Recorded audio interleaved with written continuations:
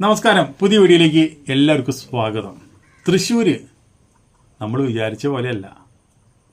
എറണാകുളം കഴിഞ്ഞ് കഴിഞ്ഞാൽ പിന്നെ വികസനത്തിൻ്റെ ഏറ്റവും വലിയ കൊടുമുടിയിൽ നിൽക്കുന്ന സ്ഥലമാണ് തൃശ്ശൂർ. നാൾക്ക് നാൾ വികസനങ്ങളിങ്ങനെ വന്നുകൊണ്ടിരിക്കണം. ആ തൃശ്ശൂരിന് നമ്മുടെ ലുലു മാള് പോലൊരു മാള് കാണാനായിട്ട് ഇവിടുത്തെ ആൾക്കാർക്ക് വലിയ ഇഷ്ടമാണ്, വലിയ സന്തോഷമാണ്. ലുലുമാൾ എറണാകുളത്ത് പോയിട്ടാണ് ഇവിടെയുള്ള ആൾക്കാർ പോയിട്ട് കാണുന്നതും അവിടുന്ന് പർച്ചേസ് ചെയ്യുന്നതും. അതൊന്നും എന്താ തൃശ്ശൂർ വരാത്തേ എന്ന് പലരും ചിന്തിക്കുന്നവരുണ്ട്. ഒരു ലുലുമാൾ തൃശ്ശൂർ വന്നാൽ എത്രയാണ്? ഇവിടെ പെട്ടിക്കട പോലത്തെ ഒരു മാളുണ്ട്, ശോഭ. അത് മാത്രമാണ് ഇവിടെ ഉള്ളത്. പിന്നെയുള്ളത് ഇപ്പോൾ ഒരു പുതുതായി ഉദ്ഘാടനം ചെയ്ത ഹൈനസ് മാള്. അത് ലുലു മാളിലും വലിയ മാളാണ്. എന്നിരുന്നാലും നമുക്ക് തൃശ്ശൂർക്കാരുടെ ഒരു മുത്താണ് നമ്മുടെ ലുലു ഗ്രൂപ്പിൻ്റെ വലിയ മുതലാളി. അപ്പോൾ ആ മുതലാളി എന്നെ പറയണത് എന്താണ്? തൃശ്ശൂരിന് ഒരു മണ്ണാങ്കട്ടിയുമില്ല, മാളുമില്ല, ഒരു തേങ്ങയുമില്ല, ഇവിടെ ഒന്നും നടക്കുമില്ല, ഞാനിവിടേക്ക് വരുന്നുമില്ല എന്നാണ് ഇതിൻ്റെ മുതലാളി പറയണത്. എന്താ കാരണം? മൂപ്പര് പറയാനുള്ള കാരണം എന്താ? മൂപ്പര് 2 കൊല്ലം മുമ്പേ തൃശ്ശൂർ ഒരു മാള് തുടങ്ങണം. മൂപ്പര സ്ഥലമാണല്ലോ അത്. നമുക്ക് നമ്മുടെ തൃശ്ശൂരിൻ്റെ ഒരു മാണിക്യമാണ് നമ്മുടെ ലുലു മാളിൻ്റെ മുതലാളി. അപ്പോൾ അദ്ദേഹത്തിൻ്റെ ഇവിടെ ഒരു മാള് വരണമെന്ന് വലിയ ആഗ്രഹം. മൂപ്പർക്ക് ഇവിടെ ഒരു കൺവെൻഷൻ സെൻ്റർ ഉണ്ട്, അത് നമ്മുടെ പുഴയ്ക്കലുണ്ട്. പക്ഷെ അതിനേക്കാളും വലിയൊരു മാള് പണിയണം എന്നുള്ള വലിയ ആഗ്രഹം അവിടെ ഉണ്ട്. അങ്ങനെ ആ ആഗ്രഹം വെച്ചാണ് മൂപ്പര് കുറച്ച് സ്ഥലം മേടിച്ചു. 1 ഏക്കർ 1.5 ഏക്കർ സ്ഥലം മേടിച്ചു. ആ സ്ഥലം കേസിൽ കിടക്കുക എന്താ വെച്ചാൽ പാടാണ്, അത് നികത്തിയിട്ട് ഇവിടെ മാള് പണിയാൻ പറ്റില്ല എന്ന് പറഞ്ഞുകൊണ്ട്. നമ്മൾക്ക് തൃശ്ശൂരുള്ള ആൾക്കാർ ആശുപത്രിക്ക് വേണ്ടിയിട്ടോ അല്ലെങ്കിൽ വേറെ എന്തെങ്കിലും അത്യാവശ്യ സാധനങ്ങൾക്ക് വേണ്ടിയിട്ടല്ല ആൾക്കാർ ആഗ്രഹിക്കുന്നത്. ഒരു മാള് വരണമെന്ന് വിചാരിച്ചിട്ടാണ് ആഗ്രഹിക്കുന്നത്. അത് ലുലുമാള് തന്നെ വരണമെന്ന് വിചാരിച്ചിട്ടാണ് ആഗ്രഹിക്കുന്നത്. ആ സമയത്താണ് CPMൻ്റെ ഒരു നേതാവ് മുകുന്ദൻ എന്ന് പറഞ്ഞ ഒരാൾ, അയാൾ പോയി കേസ് കൊടുത്തു. ഇവിടെ മാള് പണിയാൻ പറ്റില്ല, ഇത് തണ്ണീർത്തടമാണ്, ഇവിടെ മാള് പണിതാൽ അത് ശരിയാവില്ല എന്ന് പറഞ്ഞുകൊണ്ട് ഇവിടെ മണ്ണടിച്ച് മാള് പണിയാൻ പാടില്ല എന്ന് പറഞ്ഞിട്ട് കേസ് കൊടുത്തു. ആ കേസ് ഹൈക്കോടതിയിൽ നടക്കണം. 2 കൊല്ലമായി മൂപ്പരിതിന് പിന്നാലെ കേസായിട്ട് നടക്കുന്നത്.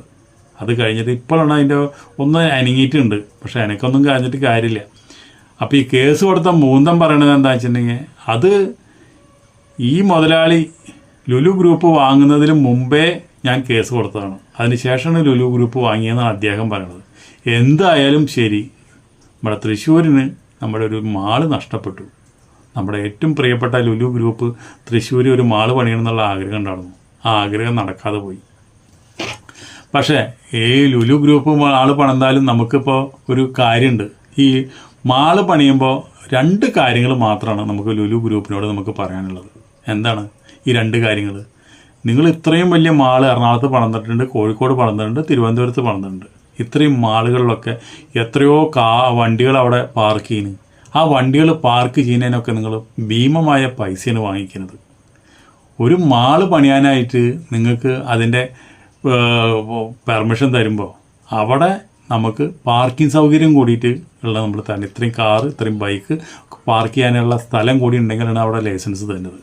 അങ്ങനെ ലൈസൻസ് തരുമ്പോൾ ഞങ്ങളുടെ കയ്യിൽ നിന്ന് എന്തിനാണ് നിങ്ങൾ ഈ ഭീമമായ തുക കാറും ബൈക്കും ഒക്കെ വയ്ക്കാനായിട്ട് നിങ്ങൾ മേടിക്കുന്നത്? അത് ലുലു ഗ്രൂപ്പുകാർ പ്രത്യേകിച്ച് ശ്രദ്ധിക്കേണ്ട ഒരു കാര്യമാണ്. അത് നിങ്ങൾ വേണ്ടാന്ന് വെക്കണം. അത് സാധാരണക്കാരെ വളരെയധികം വിഷമത്തിലാക്കുന്ന ഒരു കാര്യമാണ് ഇങ്ങനെ ഫീസ് മേടിച്ചു കഴിഞ്ഞാൽ. അതുപോലെ തന്നെ ഈ ലുലു ഗ്രൂപ്പിലെ ഏത് മാളിൽ നിങ്ങൾ പോയി നോക്കിക്കോ, അവിടെ നമ്മുടെ ഇന്ത്യൻ സാധനങ്ങൾക്കല്ല കൂടുതൽ കൊണ്ടുവച്ചിരിക്കുന്നത്. ഒക്കെ ഫോറിൻ സ്ഥലങ്ങളിൽ നിന്ന് കൊണ്ടുവന്ന സാധനങ്ങളാണ് കൂടുതൽ. അപ്പോൾ എന്താണ്, നമ്മുടെ നാട്ടിലുണ്ടാവുന്ന സാധനങ്ങൾ വെച്ചാലല്ലേ നമ്മുടെ നാട്ടിൽ വികസനം ഉണ്ടാവുള്ളൂ.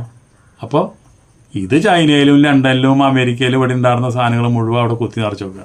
അത് വേണം നമ്മൾ മേടിക്കാനായിട്ട്. എല്ലാം ബ്രാൻഡഡ് കടകളാണ്. അപ്പോൾ നമ്മുടെ നാട്ടിൽ എത്രയോ യൂണിറ്റുകൾ, എത്രയോ നല്ല സാധനങ്ങൾ നമ്മൾ കയറ്റി മറ്റു രാജ്യങ്ങൾക്ക് അയക്കുന്നു. അത്രയും സാധനങ്ങളൊക്കെ നല്ല നല്ല ഷോറൂമുകളൊക്കെ ഉണ്ടാക്കി അത് ചെയ്യാം. അതുപോലെ തന്നെ ഈ മാളുകാർ മൊത്തം ശ്രദ്ധിക്കേണ്ട ഒരു കാര്യമുണ്ട്. അതിൻ്റെ ഉള്ളിൽ 1-2 തിയേറ്റർ ഉണ്ടാവും. ആ തിയേറ്ററിലേക്ക് പോയി കഴിഞ്ഞാൽ മനുഷ്യൻ്റെ കീശ ഓട്ടയാവും. അവിടെ 150 രൂപ, 170 രൂപ, 200 രൂപ, 250 രൂപയ്ക്ക് ടിക്കറ്റ് ചാർജ്. ഒരു ഭാര്യയും ഭർത്താവ് ഒരു കുട്ടി കൂടി സിനിമയ്ക്ക് പോയി കഴിഞ്ഞാൽ ഒരു സിനിമ കാണാനായിട്ട് 2 ടിക്കറ്റ് 150 രൂപ കുട്ടിക്കോ, അപ്പോൾ തന്നെ ഒരു 300 രൂപയാ.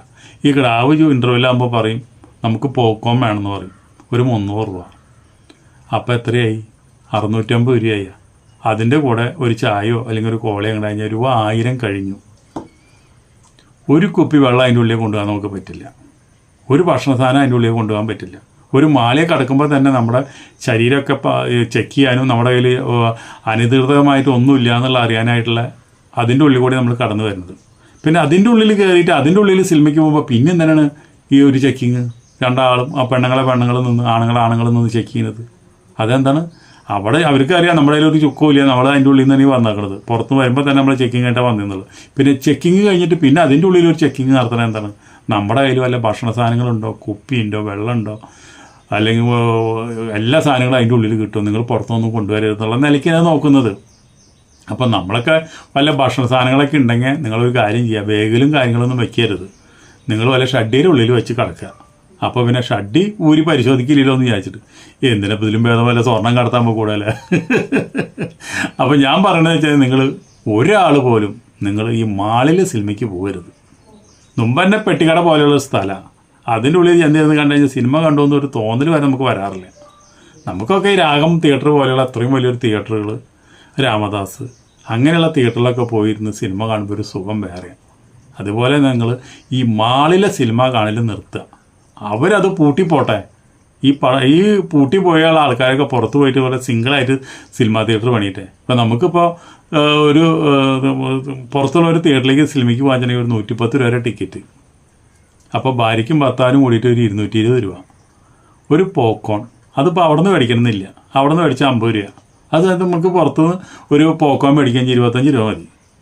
ഇൻ്റർവെൽ കഴിഞ്ഞാലും സിനിമ കഴിഞ്ഞാലും ബാലൻസ് ഉണ്ടാവും തിന്നിട്ട്. അതിൽ വലിയ കൃത്രിമമായിട്ട് കളർ ചേർക്കലോ അല്ലെങ്കിൽ മറ്റുള്ള സാധനങ്ങളൊന്നും ചേർത്തുണ്ടാവില്ല. അത് നമുക്കൊരു 20 രൂപയ്ക്ക് കിട്ടും, അതും മേടിക്കുക. അപ്പോൾ 240 രൂപ. ഇനിയിപ്പോൾ അതിനുള്ളിൽ നിന്ന് നിങ്ങളൊരു ചായ കുടിച്ചാൽ 20 രൂപ കൊടുത്താൽ മതി. നല്ല ബ്രൂ കോഫി കിട്ടും അവിടെ. അപ്പോൾ അതിൻ്റെ 260 രൂപ. 2 പേർക്കും കൂടി ആകുമ്പോൾ 3 പേർക്കും കൂടി ചായ കുടിക്കാം. അപ്പോൾ എത്രയായി? 100-300 രൂപയ്ക്ക് നമുക്ക് സിനിമ കണ്ടുവരാം. അവിടെ ഒരു പോപ്കോൺ മേടിക്കുന്ന കാശ് കൊണ്ട് സാധാരണ തിയേറ്ററിൽ പോയിട്ട് നമുക്ക് 300 രൂപയ്ക്ക് സിനിമ കണ്ട് ഒരു ഫാമിലിക്ക് വരാം. അപ്പോൾ ഗവൺമെൻറ് ഇതൊക്കെ ഒന്ന് ശ്രദ്ധിക്കുന്നത് നല്ലതാണ്. കാരണം എന്താണ്? ഇതുപോലെയുള്ള പകൽക്കൊള്ളയാണ് ഈ മാളിൽ നടക്കുന്നത്. ഈ ടിക്കറ്റ് ചാർജൊക്കെ ഏകീകരിക്കുക. ഈ മാളുകാർക്ക് തോന്നിയ ചാർജ് ഒരു ഷെഡിൻ്റെ ഉള്ളിൽ ഒരു കൂരയ്ക്കുള്ളിൽ തന്നെയാണ്. ഒരു സീറ്റിൻ്റെ അപ്പുറത്ത് 250 രൂപ, ഇതിൻ്റെ അപ്പുറത്ത് 200 രൂപ, അതിൻ്റെ അപ്പുറത്ത് 150 രൂപ, ഇങ്ങനെയുള്ള ചാർജ് വയ്ക്കുന്നത്. ഇത് ഏകീകരിക്കുക. എല്ലാ ടിക്കറ്റ് ചാർജും ഒരേപോലെ ആക്കുക. പുറത്തും അകത്തും എല്ലായിടത്തും 110 രൂപ വെച്ചാൽ 110 രൂപ, 120 രൂപ വെച്ചാൽ 120 രൂപ. അല്ലെങ്കിൽ സിനിമ എടുക്കുന്നവരും തെണ്ടും സിനിമാ തിയേറ്ററുകാരും തെണ്ടും. ഞങ്ങളാരും സിനിമയ്ക്ക് പോവില്ല. കുടുംബങ്ങൾ ഒരുപാട് സിനിമാ തിയേറ്ററിൽ നിന്ന് മാറി നിൽക്കാൻ കാരണം ഈ പൈസ കൂടുതൽ തന്നെയാണ്. അവർക്ക് മുതലാവണില്ല. അതുകൊണ്ടാണ് ഇതൊക്കെ ഇല്ലെങ്കിൽ പുതിയ പുതിയ തിയേറ്റർ വന്നു കഴിഞ്ഞാൽ അതൊക്കെ 10 ആളെ പോലും കിട്ടാണ്ട് ഷോ കളിക്കാണ്ട് പൂട്ടിയിടേണ്ടി വരും. ഇപ്പോൾ തന്നെ തിയേറ്ററിൽ ആകെ ഒരു ഓപ്പറേറ്ററും ടിക്കറ്റ് കൊടുക്കാൻ ഒരാളും പിന്നെ അവിടെ അടിക്കാനും തുടയ്ക്കാനും നിൽക്കുന്ന പെണ്ണുങ്ങളാണ്. അടിക്കും തുടങ്ങി കഴിഞ്ഞ് കഴിഞ്ഞാൽ 10 ആളല്ലേ ഉള്ളൂ. 10 ടിക്കറ്റ് കീറി കൊടുക്കാൻ അപ്പോൾ അത്രയല്ലേ പണിയുള്ളൂ. 10 ടിക്കറ്റ് കീറി കൊടുത്തിട്ട് അവർ അകത്തേക്ക് ഇടുന്നത്. അപ്പോൾ ഒരു സിനിമാ തിയേറ്റർ ഇപ്പോൾ വർക്ക് ചെയ്യാനായിട്ട് ഒരു ഓപ്പറേറ്ററും ടിക്കറ്റ് കൊടുക്കാൻ ഒരാളും ചില നേരത്ത് ടിക്കറ്റ് കൊടുക്കുന്ന ആളെ ഇനി ഇവിടെ വന്നിട്ട് ടിക്കറ്റും കീറി കൊടുക്കുന്നത്. അവിടെ ക്ലീൻ ചെയ്യാൻ ഒരു അമ്മായിയും. ഇത്ര മതി ഒരു തിയേറ്ററിൻ്റെ ഉള്ളിൽ ആൾക്കാർ. പിന്നെ പടത്തിന് കൂടുതൽ ആൾക്കാർ ഹൗസ്ഫുള്ളായിട്ട് വരിക വെച്ചല്ലേ, അത് അപ്പം നോക്കാമല്ലോ. അപ്പോൾ 2 ആളെ പിടിച്ച് നിർത്തിയാൽ പോരെ, ഒരു ദിവസം ശമ്പളം കൊടുത്ത് നിർത്തിയാൽ പോരെ. അതിന് ഒരു മാസത്തെ ശമ്പളം വെറുതെ കൊടുക്കണ്ടല്ലോ അവർക്ക് അവിടെ റെസ്റ്റ് എടുക്കാനായിട്ട്. വാച്ച്മാൻ പോലും വേണ്ട. അങ്ങനെയാണ് സ്ഥിതി. അപ്പോൾ ഇതുപോലെ ഭീമമായുള്ള ടിക്കറ്റ് ചാർജും മാളുകാർക്ക് തോന്നിയ പോലെയുള്ള വിലയും, ഒരു കുപ്പി വെള്ളത്തിന് 60 രൂപ 100 രൂപയ്ക്ക് തന്നെ അവിടെ വില കൊടുത്തിട്ട് നമ്മൾക്ക് സിനിമ കാണണം. മാളിനെ പരിഷ്കരിക്കുക, അതാണ് നമ്മൾ പറയണത്. ഓക്കെ, അടുത്ത വീഡിയോയിൽ നമുക്ക് വീണ്ടും കാണാം. അതുവരെ നിങ്ങൾക്ക് എല്ലാവർക്കും നന്ദി, നമസ്കാരം.